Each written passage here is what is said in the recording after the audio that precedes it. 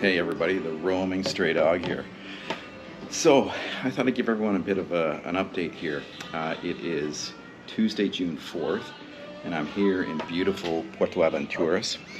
At my sister's condo. I'm gonna put the link to the condo, the Airbnb link, because it's just a wonderful, amazing place to stay. I've been here in the Yucatan now for almost a month. Yeah, pretty much a month. So as you know, when I got to Bacalar, I had this infected toe, and that sort of put me out of commission for about 2 weeks. I couldn't ride. My toe was infected. I had to get that looked after. It was, big and swollen. I couldn't get a shoe on, or certainly not a boot. So I took some time in Bacalar, and then I was able to get on the bike and ride here, and I've been hanging out here for close to 3 weeks. It's been really, really nice.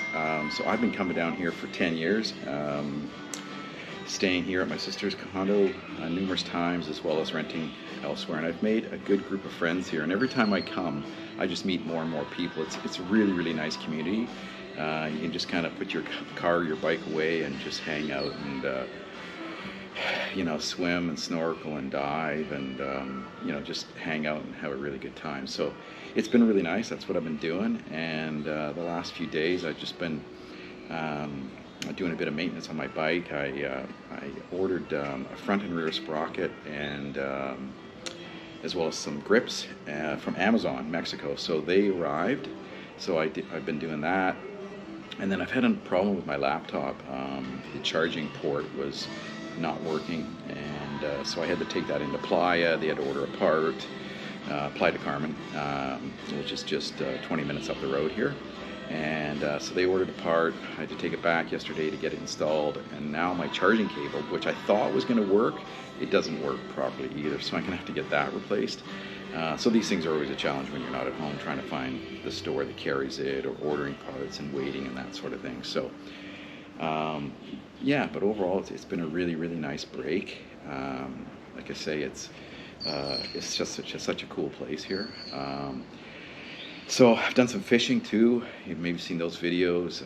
Amazing. Went out 2 days. One day we caught 2 sailfish, a bunch of mahi-mahi, some bonito, which are small tuna.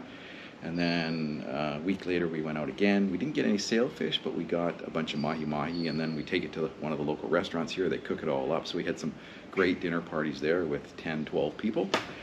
So that's really nice. So all the people that I've been meeting here, they're pretty much mostly Americans. There's, pretty much mostly Americans. The odd Canadian here or there. But yeah, I mean, it's such a nice place. And I was going to take a trip to Merida in Campeche, like 8 or 9 days ago, but it's been so hot over there, so I thought, no, I'll just stick around here.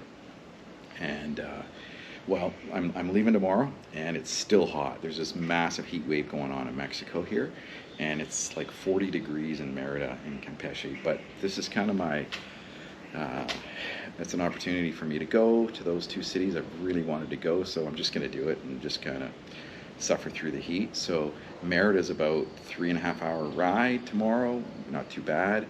And then Campeche is maybe a couple of hours, and then I'm going to go to Villahermosa. I'm just busy texting with a KTM dealership there in Villahermosa about some tires. I definitely need a new rear tire pretty soon. The front's probably okay. I really like the Moto Z Tractionator Adventure, but they don't carry that. They carry a Metzler, and I've taken a look at it and I'm not too happy. So hopefully I'll find something that I like. But yeah, I'm going to get back on the road. I've got 2 more months, I think, and then I should be rolling into Vancouver and Kamloops around August 1st. So I figure I'm going to spend probably another month, maybe 6 weeks in Mexico. And then probably about 2 weeks in the U.S. as I roll up through, at least my plan at this point through the U.S. is going up through Arizona and into Utah to go to Bryce Canyon, haven't been there, and then do some back road, the BDRs, through Utah, which I've done before, and then maybe into Idaho and Montana, Washington State sort of thing. So yeah, everything can change, but that's the way it is now. And for Mexico, I'm going to do some, after Villa Hermosa, I got to run back into Guatemala for a day to cancel my tip, because I didn't cancel that. I thought I was going to go back into Guatemala and do this 2-week Spanish class, but I've decided that because I've been here a month, I think I've been idle long enough and I just want to get back on the road.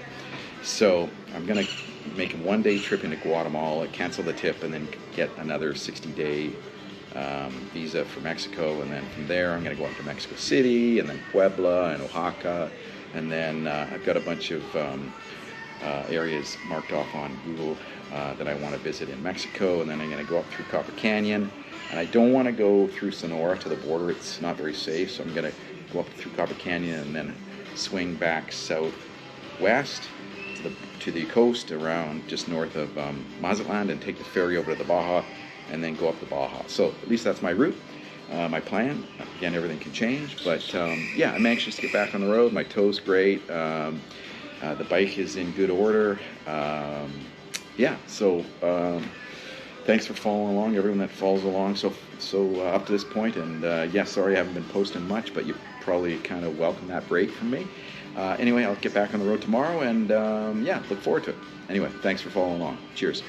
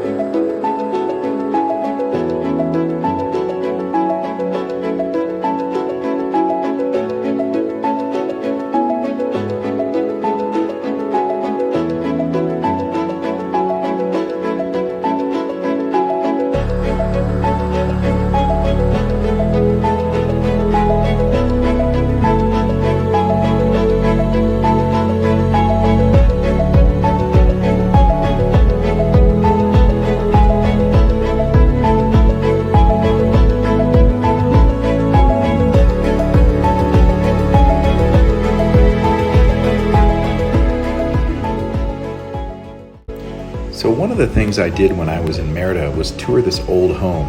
So this home was built in the 1800s by a wealthy Cuban who had moved to the Yucatan area and married a local woman, but he was only there until about the early 1900s, so he wasn't there very long, and then he sold it to a local family, and they have owned that house since that time, since the early 1900s.